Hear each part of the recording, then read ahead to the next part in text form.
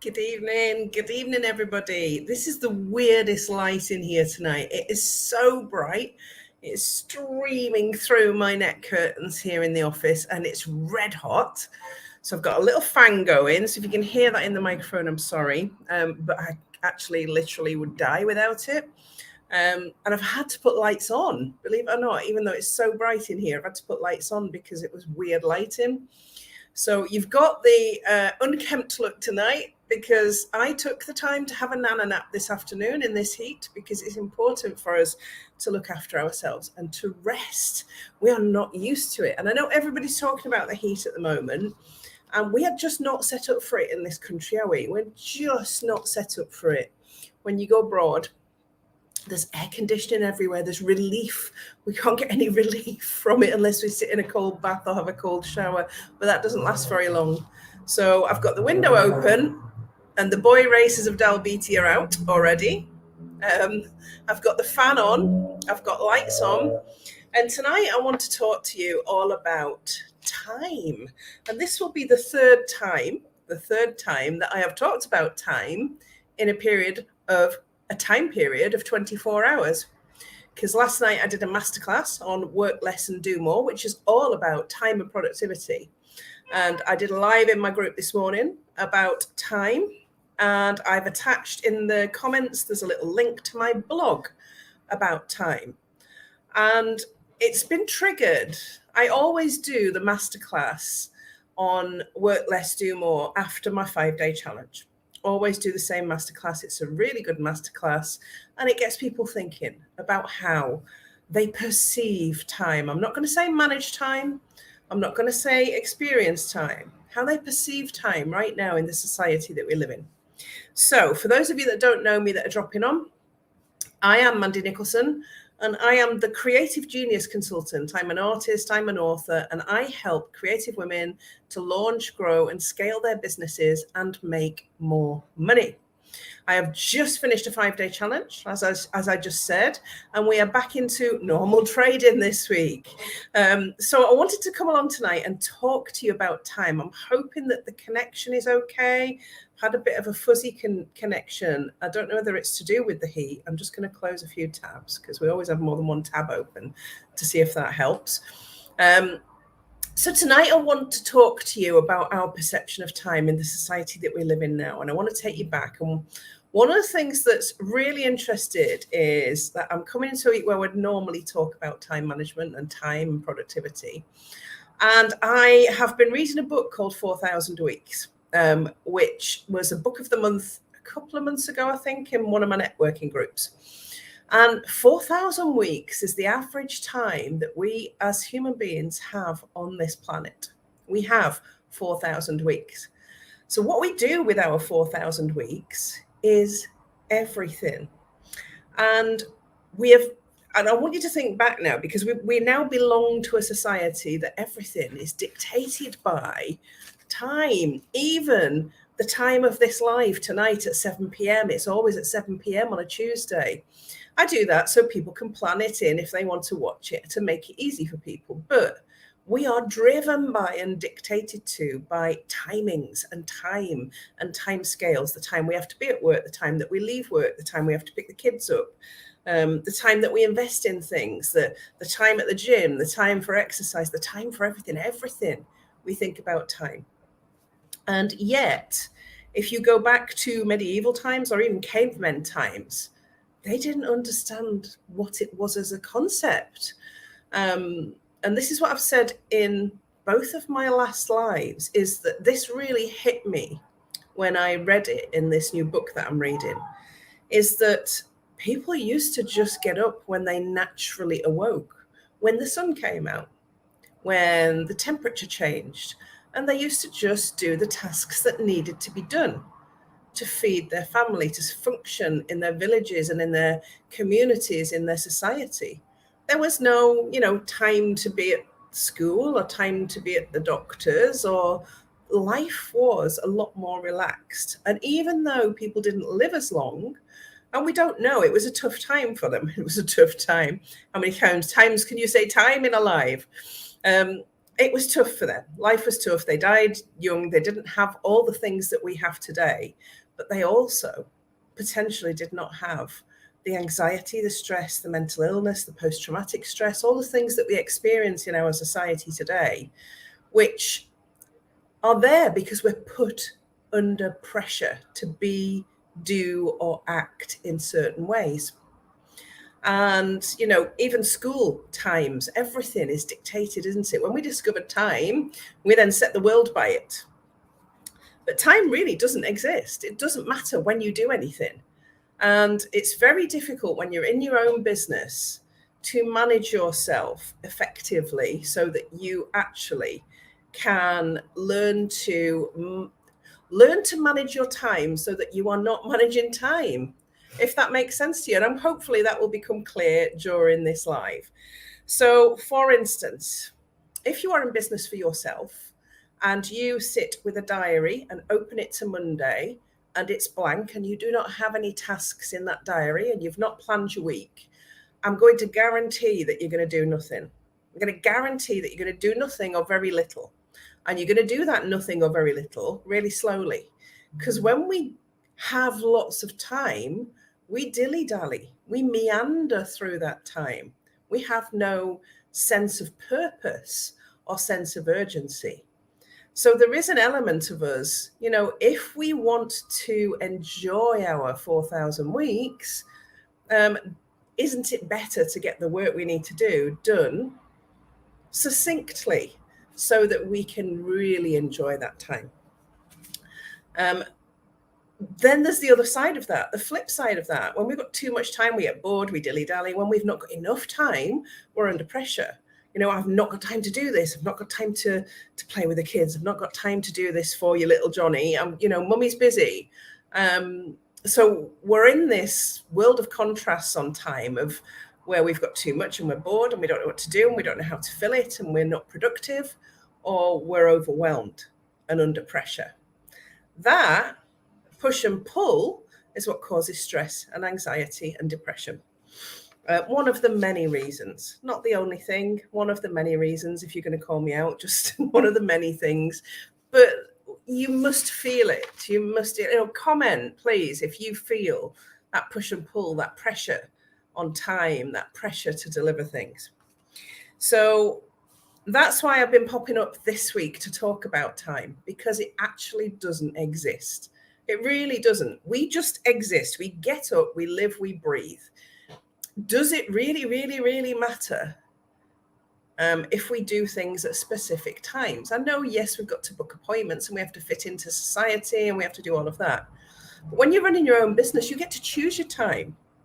You get to make the choice on how many hours you work and what you do in those hours. So the question I want to ask you is, do you want to work loads of hours doing not very much? Or do you want to work few hours being really productive? And I love productivity. When I was a retail manager and a divisional executive, I can't speak tonight, it's so hot. Productivity was everything. We measured productivity. Okay, we measured how long scan rates were. We measured how many cases per hour it took the night shift to fill the shelves. And then people were targeted on those measurements. So productivity almost is imprinted down my middle. So I think automatically in productive terms. And that helps with planning. It's a learned behavior. It's a learned skill. You don't have to be born with it. It definitely is a learned skill. So the first thing I'd say to you is it's really important to plan, and don't go run away from the camera screaming because you're a creative and you don't want to plan. But if you don't plan, you're going to sit with that blank diary and you're going to be the dilly-dallyer, the one who doesn't know how to fill the time with productive tasks that are going to make a difference in their business and in their life. And actually, if you're in business to make money. So your time is really valuable. You want a return on your investment. If you're investing time into your business, you want a return on that investment, and you want to do as little as possible for maximum return. And that's what I'm concerned about when I'm working with my clients, when I'm working with people, is, Your time is money. Your time is precious. You've got to get the maximum out of it. So it's your duty to plan. It's your duty to have a planning system where you know exactly what you're going to do. I'm not going to enforce mine on you. I've shared it lots of times through social media. If you want to know more about that, go into my group. I do have a method of planning, and I use the Legend Planner, and I have a week per view with every day broken into half-hour intervals so that I can plan in detail. And when I open my diary on a Monday morning, I know exactly what I've got to do first, and I do it, tick it off, I move to the next thing, do it, tick it off. But I also prioritize in a really sensible way. I prioritize the big things first. So the big important things in my business that are going to generate the most money now or in the future are the first things that go into my diary. In fact, the very first thing, I'm lying, the very first thing I put in my diary every week is the time to plan the following week's diary. And then the big things, and then the big important things in life, like doing my weekly shop, like exercise, like walking my dogs. Those are good for my self-care and my health. That makes me better and more productive, more awake, more alive in my business, and has a direct impact on my sales performance. So I'm going to give you 5 tips tonight that you can go and think about. And these are the 5 tips that are in my blog. So if you click the link in the comments, you can get directly into my blog. And these are already written down for you, so you don't have to write them down. And the first tip is what I've just said to you. Make the first entry in your diary every week the time to plan the following week's diary. So what I do is every Friday, I have a 2-hour slot in my diary where I will review my week and plan the next week's diary so that I know exactly what I'm doing. It means I can go off on a Friday, enjoy my weekend off, and know that when I open the doors on Monday and walk into my office, I know exactly what the first thing I've got to do is and what the rest of the priorities are for the day and the week. It's a really important entry in your diary and a really important habit for success that you need to get into. The small habits that we do regularly and consistently are the things that will make us successful. It's not the big things, it's the small things that we do all of the time that make the biggest difference in business. So that's your top tip number 1. Top tip number 2 is to prioritize a list of the most important things that need to be done in your business over the next week. Prioritize. So that doesn't mean a list of 100 things. What are the most important things that you need to do in your business and in your life? So you should have 2 lists, all the things that are important for life, like your weekly shop, like your exercise, all that, cooking dinner. And then your list for business. And your list for business should not only be important things, they should be income producing things. Yeah. And then you are doing the right things in your business to generate income. So thinking about income producing things, me doing a live tonight is an income producing task because I'm reaching out to potential clients now or in the future that are in my world that may want to buy from me or work with me at some point. And if I'm going live and talking about how I can help them, what I can do, the things that I know, sharing knowledge, sharing value, then eventually someone might decide that they need something that I have. So this is an income producing activity. I want you to think like that. What are the things that produce income for me in my business now, next week, next month, or in the future sometime? And you're constantly nurturing leads that could convert into sales through your business. And that's about building relationships. So that's number 2, prioritize and make a list of the things that make the biggest difference for you in your business or your life. Number 3, do the most important things, the big chunky things early on in the week, Monday, Tuesday. Monday and Tuesday are my busiest days. Every week, I know that those days I'm going to disappear down the rabbit hole to do all the big, really important tasks in my business, the things that are going to make the biggest impact. Because I know by Tuesday night, by the time I've done this live on a Tuesday night, I know that I've bagged all of the big chunky stuff in my business, and the rest of the week is an absolute breeze every week. So I sacrifice. This is my return on investment. My investment in time on a Monday and Tuesday is much bigger than any other time of the week, because by Tuesday night after this live, when I press the end button, I want to feel like I have achieved the bulk of the big important actions in my business. That's important. That's about managing your motivation. So Monday is not a scary day for me. Monday is a yes, let's go get all these big tasks done. Let's get ourselves set up for the week. I'm excited about Monday. So time is just about me doing tasks. Life is time. Time is life. And it's just about what I do to manage the business that I love. So I'm doing something that I truly love, and therefore allocating time to the tasks that run that business feels like a joy. And that's important to you. So that's number 3. Number 4 is to allow enough time for the important tasks. So normally I schedule my group on a Monday for the week, and that takes 2 hours to do it properly. If I tried to do that in less, I wouldn't be doing a very good job. So I know that task is going to take me 2 hours, but I also build in an extra hour. I allow 3 hours for that, even though I know it usually takes me 2, just in case I get into some of the content writing and it takes me a little bit longer, or I think of something really spectacular that I want to share in the group. So I always allow enough time to do that task to a really high standard, so that you're comfortable, that you're not rushed, and that you're not pushing yourself too much in a day. So allowing enough time so that there's not any stress involved, and that you don't hate doing that task on a Monday if you know you've got a comfortable amount of time to do it. And the 5th top tip for you is to make your last task of the week a review of what you've managed to achieve. Because reviewing what you do, and almost daily, I review daily what I've achieved every single day, see if there's anything needs to be carried forward. There never is, very rarely, and how I feel about what I've achieved.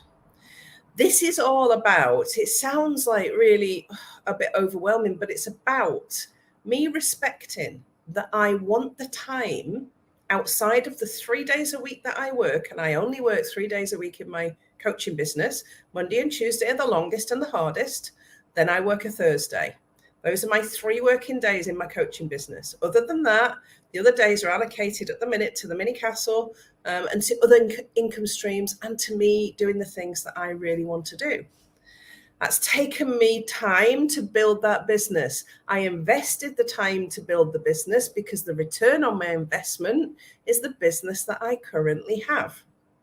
So time is about thinking about productivity. Productivity is important. And I used a few examples in my group this morning, whereas on my dog walk in the mornings, first half hour of my day, 6 till 6:30, is walking my dogs. And I walk my dogs around the local park, which is about a mile of a walk, and I'm out for half an hour. And I listen to an audiobook whilst I'm walking the dogs. So that's a good use of my time, creating habits that I can do in the time that I've got. Because I'm doing my journal at the minute, I'm on my bike for 20 minutes, and that will be permanent now. So I get back from the dog walk and do 20 minutes on my bike. And while I'm on my bike, guess what I can listen to? An audiobook or a meditation or something like that. So I'm getting loads of value out of that time, and it's really productive. By the time I've done those 2 activities in the morning, I'm ready for my shower. By the time I've had that, I'm ready for work. I'm full of beans, I'm energized, and I'm motivated because I'm listening to motivational audiobooks. So it's choosing to do the best with the time that you have.